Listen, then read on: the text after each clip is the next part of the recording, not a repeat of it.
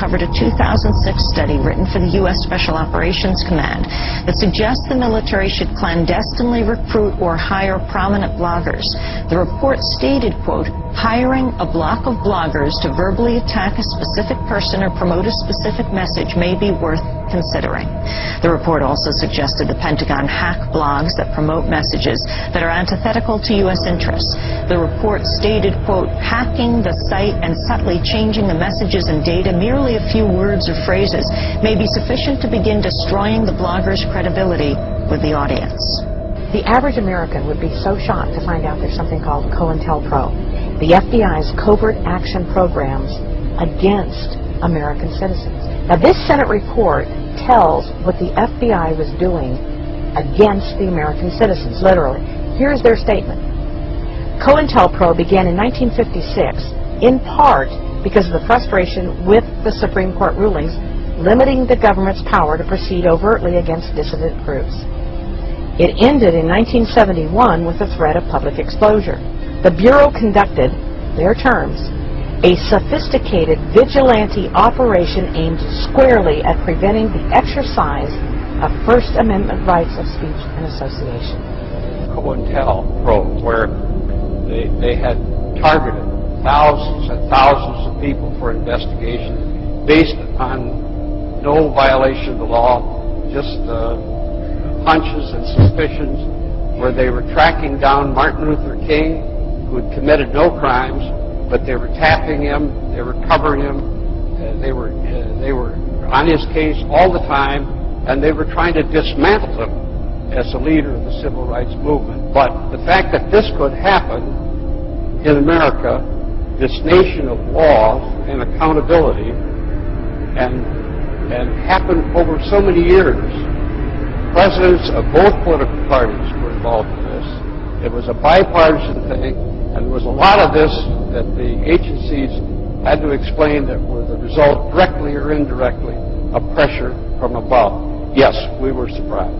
The FBI set out to neutralize the Black Panther Party any way they could. COINTELPRO was doing its mischief in attempting to pit the two organizations against each other. It got to the points where there was clearly almost a state of war that was existing between the two organizations. The FBI had created this tension, but you had these two groups that, when they saw each other on the street, it was just a natural confrontation. Correspondence propaganda between the two, telling one that the other one was doing something that wasn't appropriate. Well, I felt pretty bad because most of it was really crap. It was a waste of time. We destroyed a lot of lives. And I always deny that, but New York City Police Department had infiltrated the Panther 21, and the highly publicized, highly touted trial of 21 members of the Panther Party for allegedly plotting to blow up department stores turned out to be a total hype, entire harassment, entrapment by the FBI, where it was revealed that FBI agents had infiltrated the Panthers, and the people behind any ideas of a plot to blow up anything were all government agents. It's been revealed that incendiary blogger and radio host Hal Turner was an FBI informant and agent provocateur. Turner is being charged with making death threats against Connecticut legislators and Illinois judges, and he has to claim that his actions were legal because he did the same when employed by the FBI. Prosecutors have acknowledged that Turner was an informant who spied on radical right-wing organizations. But Turner went much further than spying. He also called for former Congresswoman Cynthia McKinney to be lynched. McKinney responded to the news saying, quote, "It has just now come to my attention that a journalist who suggested that I be lynched was actually being paid by our own government to say that. Now, when I reported to the FBI, how in the world was I to know that he was at that time on the FBI's payroll?" A prominent Austin-based activist named Brandon Darby has revealed he worked as an FBI informant in the 18 months leading up to the Republican convention. Brandon was obviously living a double life, so the discord and aggression and violence and abuse are real. I experienced it personally. But we know that he has showed up at every important organization in this area. He has showed up in the immigrant rights organizations, in the refugee organizations, in the prison organizations, in the anti-war organizations. When we started Common Ground, Brandon was right here that I knew from the very beginning that Homeland Security had infiltrated us. I knew that when I realized that to be critical of FEMA response or the aftermath of Katrina, we took upon the wrath of Homeland Security. I was looking at it coming from many different ways, but God knows I didn't think it would be from Brandon. Big cleanup is underway after another riot broke out last night during a protest against police brutality. Any message organizers had was quickly lost amid the damage and debris that put the actions of some protesters, not the police, in the spotlight. Protest organizers called people to the streets to complain about police brutality. 221 people were arrested. They're blaming police for provoking the protesters and then going overboard.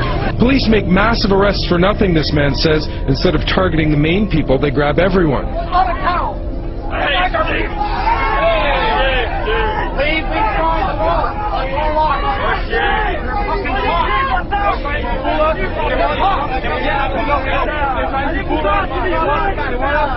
They want us to sit with them. Put the rock down. I'm not for this stuff. It's for America. Not chicken shit. Take your mask off. You're a fucking cop. The three of you. It's a peaceful demonstration. They're going to show me this with that mask on. These three guys are cops, everybody. Put the rock down, cops. Police, come on, it's to your table. Come on, police. Come on, it's to your table. It's not gonna help. It's not gonna help. Come on, cops. Let's go another way. Wait, what's happening, Kiki? Okay, those two people are trying to hold the sign. She's standing in front of it, so she's blocking it. She's pissed. See? See that? Oh, that's what it says. What does it say? No planes? Yeah. Hit World Trade Center. What is the drama? This guy's name is Nico, and his friend Ryan. They're provocateurs. That guy was wearing a dinosaur outfit, a full lizard dinosaur outfit, holding a no planes hit the building sign. So, and standing with our group, trying to make it look like he was with us. So their job is, and I don't know who's paying them, but their job, self-appointed or otherwise, is to make the 9/11 movement look crazy. I'm recording everything. Yes, no, you know how much fucking suspects that we got. You think I'm going to believe a bronze? You fucking touch me! Don't fucking touch me! Get your hands off! I didn't do it. How much is your soul worth? It's more worth than yours. How much? How much? Brain worth. Think of us, serious question. You're a bullshit. Who's paying me? Hey, Back that shit up right now. Listen to that. If you ever touch me again, fire and string on again. Hey, I'd like to press assault charges. They're ignoring me. Finish shooting, you man. We showed him the video of the guy assaulting me. I said I wanted to press assault charges. Excuse me! Excuse me! I just stepped up to them to ask them what was going on, and they just walked away from me again. By law, they should have that man in handcuffs. We have the video evidence of him assaulting someone. I lodged a complaint. We have witnesses. I said I want him taken away for assault. Nothing was done. The police just ignored me and just walked away.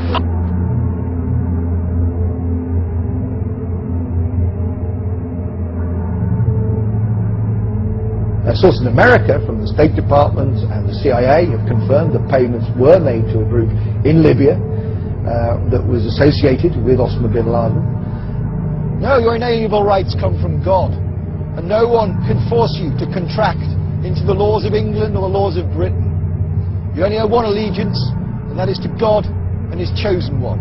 And I am, of course, that chosen one.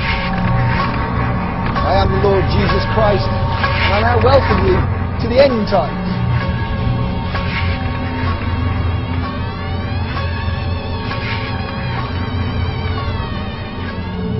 COINTEL stands for Counterintelligence Program, primarily run by the FBI as a covert action program against domestic dissidents.